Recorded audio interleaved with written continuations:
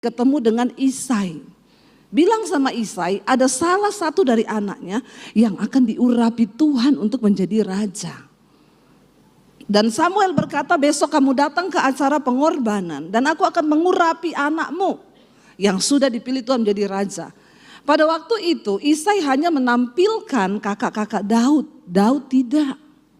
Ya, bayangkan loh, ini yang ngomong seorang nabi. Pada zaman itu di Israel, nabi itu orang yang sangat disegani, orang yang dipakai Tuhan. Harusnya kan Samuel juga belum tahu anak yang mau diurapi itu yang mana kan.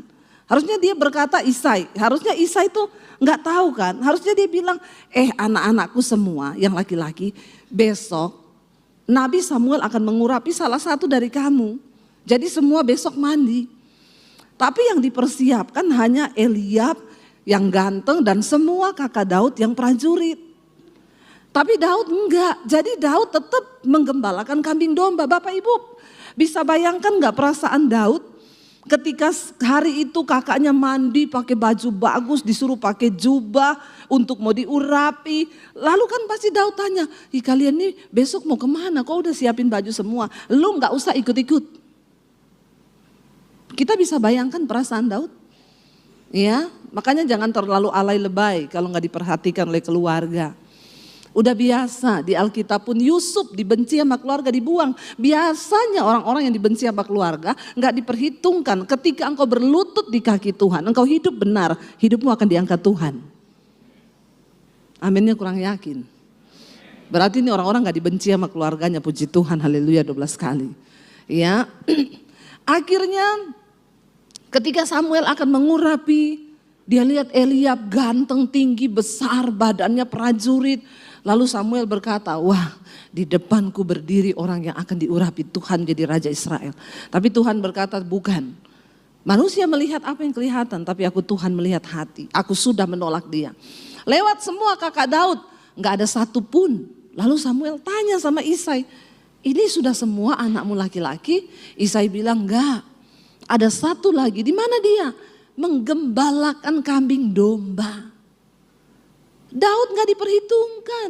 Lalu Samuel bilang panggil dia sekarang karena kita tidak akan duduk makan sebelum dia datang. Lalu Daud disuruh panggil. Ya, saya tidak dicerita di Alkitab dia sempat pulang mandi atau tidak. Pokoknya cepet-cepetlah buru-buru Daud datang. Ketika Daud muncul Tuhan bilang inilah orang yang aku berkenan. Manusia melihat apa yang di depan mata tapi Tuhan melihat hati. Pastikan hari ini hatimu tuh beres di hadapan Tuhan. Karena Tuhan angkat kita itu tergantung dari hatimu. Orang bisa melihat yang kelihatan. Orang melihat kepintaran, lulusan. Orang melihat ya titel, orang melihat tampang. Tapi Tuhan mencari hati. Amin. Dan akhirnya ketika Daud muncul, Tuhan berkata ini dia orangnya. Lalu ambillah tabung tandukmu, urapi dia dengan minyak. Lalu Samuel menyiram Daud dengan minyak. Tapi setelah itu Daud belum menjadi raja.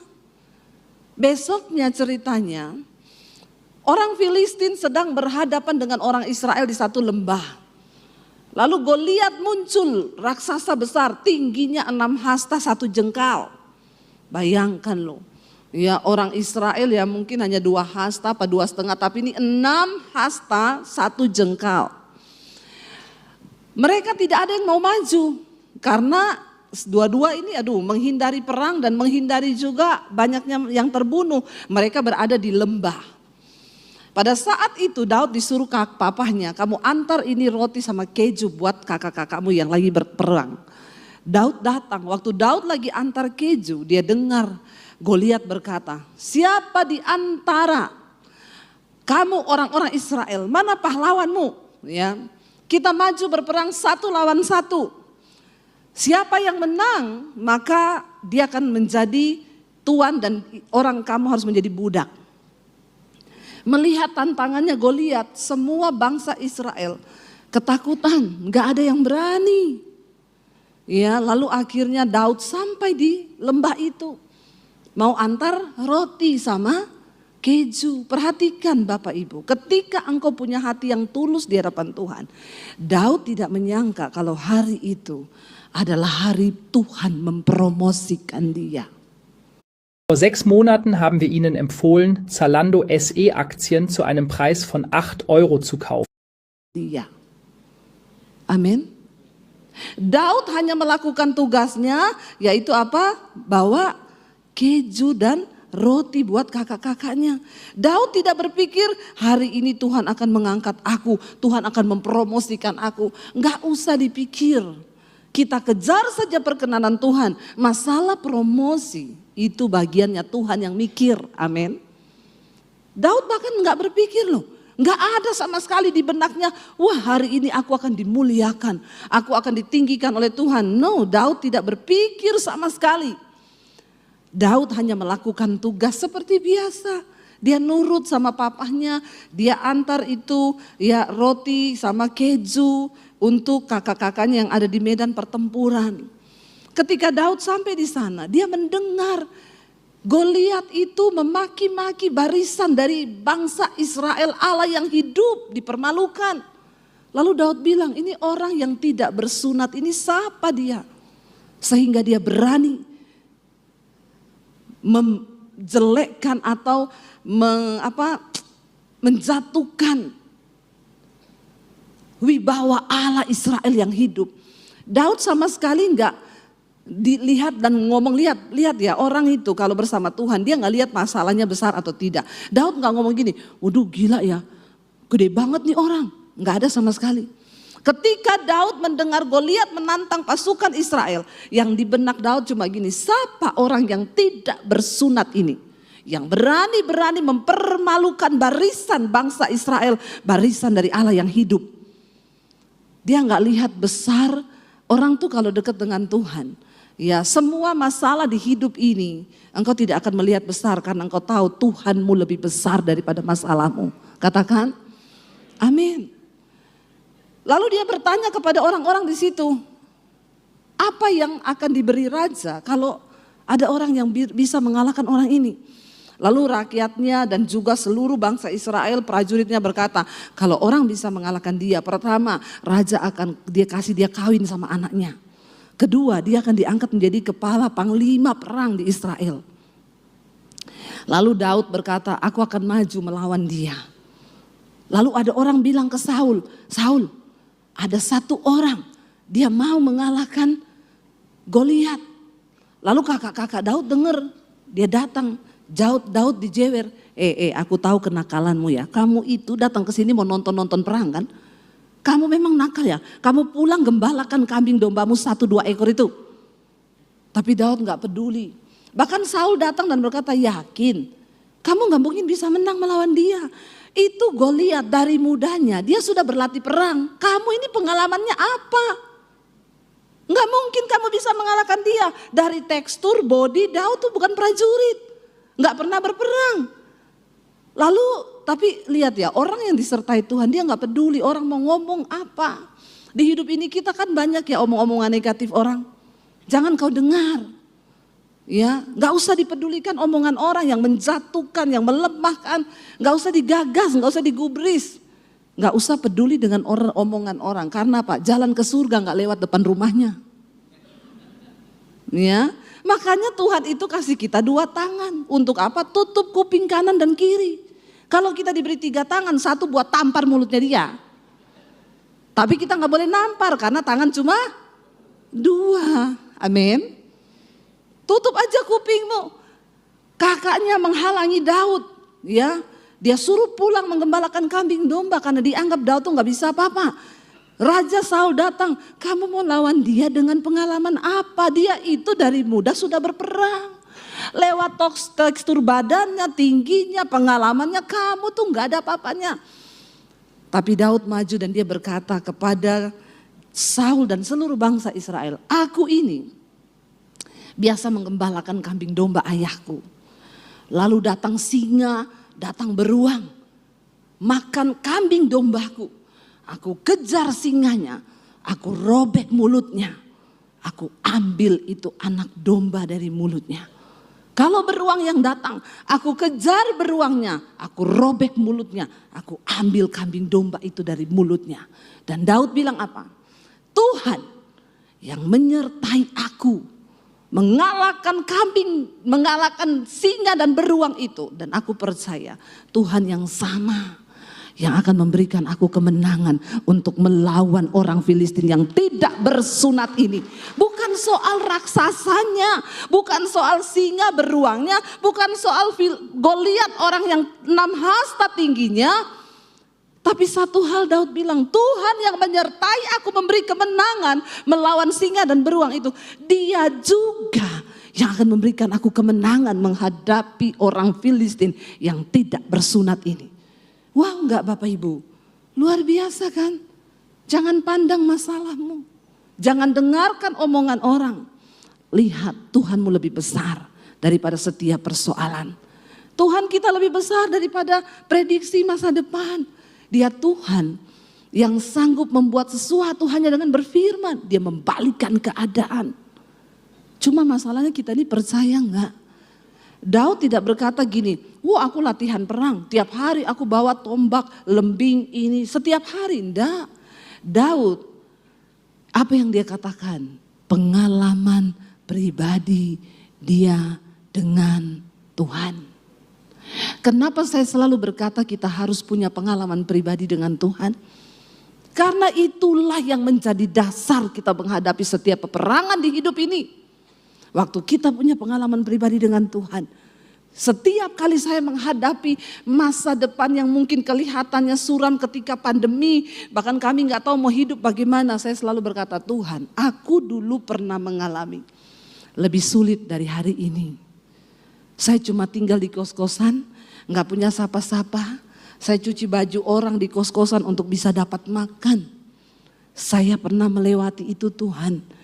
Dulu saya nggak punya orang tua, saya nggak punya siapa-siapa yang saya bisa sandarkan harapan saya kepada manusia. Saya pernah hidup tanpa uang 1 sen pun. Saya pernah melewati itu Tuhan. Dan keadaanku hari ini tidak seburuk dulu. Dulu pun Engkau menyertai aku. Dan aku percaya ini terlalu mudah.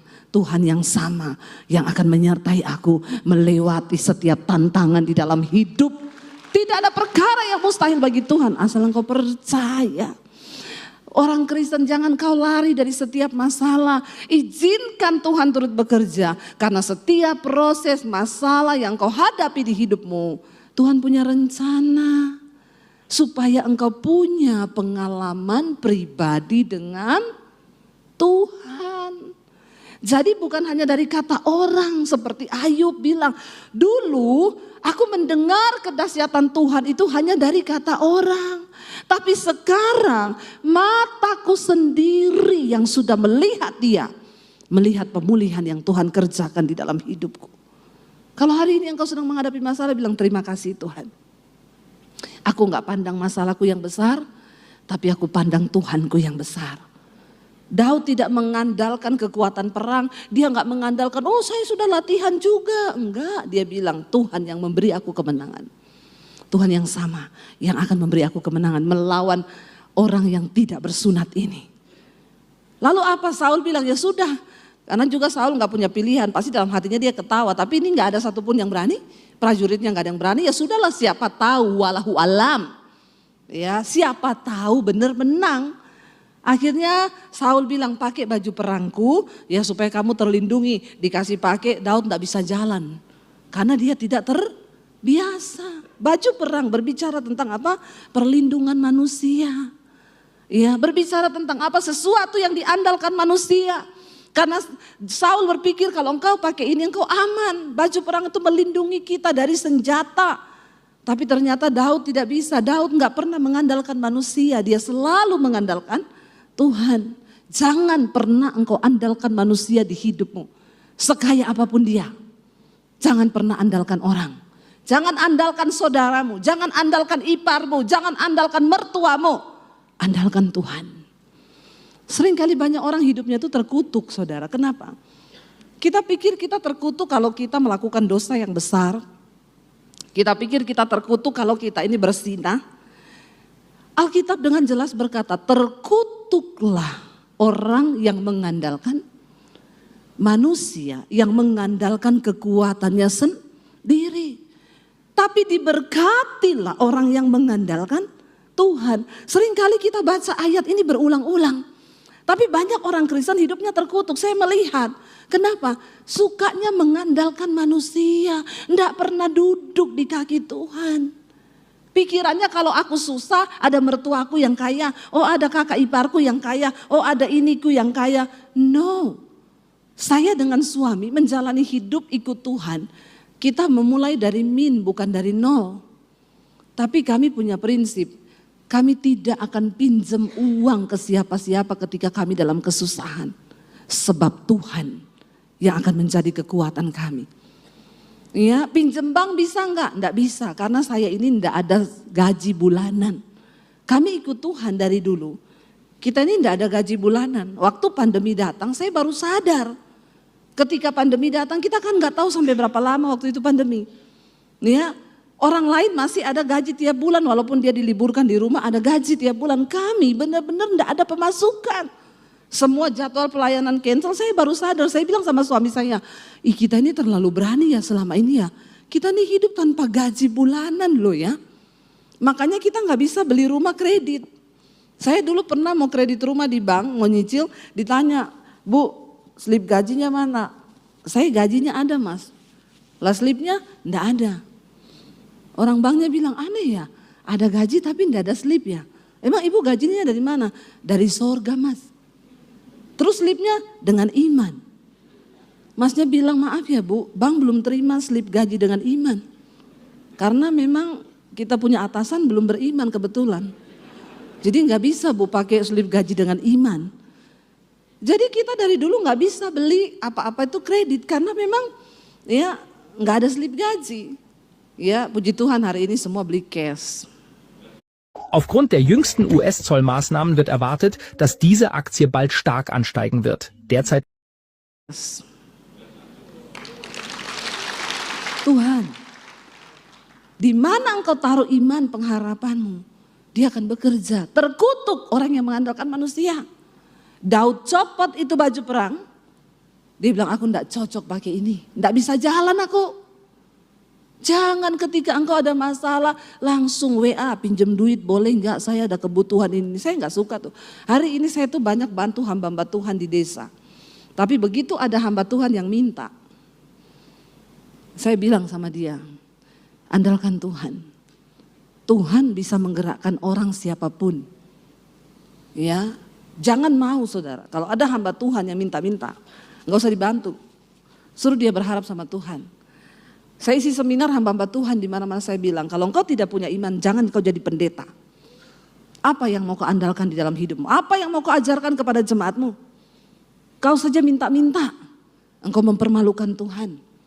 Ya, apalagi ada yang curhat di mimbar, saudara. Saya itu puji Tuhan diberkati Tuhan, saya sekarang beli mobil. Ya, selama ini cicilannya lancar. Tapi bulan depan itu ya saya sih belum tahu ya dari mana datang cicilannya. Tapi saya percaya bahwa Tuhan akan mencukupi. Jangan saudara tergerak, nanti ada jemaat yang tergerak. Pak saya tadi dengar khotbah Bapak, gini Pak saya tergerak Pak mau kasih. Nah, itu saudara sudah jadi Tuhan buat dia. Itu namanya curcol, curhat colongan. Di mimbar gak usah curcol, gak usah ngomong kesusahan hidupmu. Cerita tentang kebaikan Tuhan. Ya ada hamba-hamba Tuhan tuh yang hidupnya makanya begitu, pelayanannya begitu, gak diberkati, terkutuk bahkan. Kenapa? Karena andalannya manusia. Ya lihat ada jemaat yang kaya, itu yang dia ya banggakan, itu yang dia harapkan. No Bapak Ibu, kita hidup berdasarkan iman kepada Tuhan. Dan akhirnya Daud tanggalkan itu baju perangnya Saul, ditanggalkan. Ya dibuang, saya gak bisa pakai ini, gak bisa berjalan. Daud tidak pernah bisa mengandalkan manusia karena dia selalu mengandalkan Tuhan. Lalu ditanya sama Saul, terus lu mau maju pakai apa? Pakai tangan kosong, nggak bawa tombak, lembing. Sementara Goliat sudah maju di tengah lembah itu, ya dia membawa tombak, lembing. Lalu Goliat menertawakan Daud dan berkata, kamu pikir aku ini anjing? Kata Goliat kepada Daud, anjingkah aku?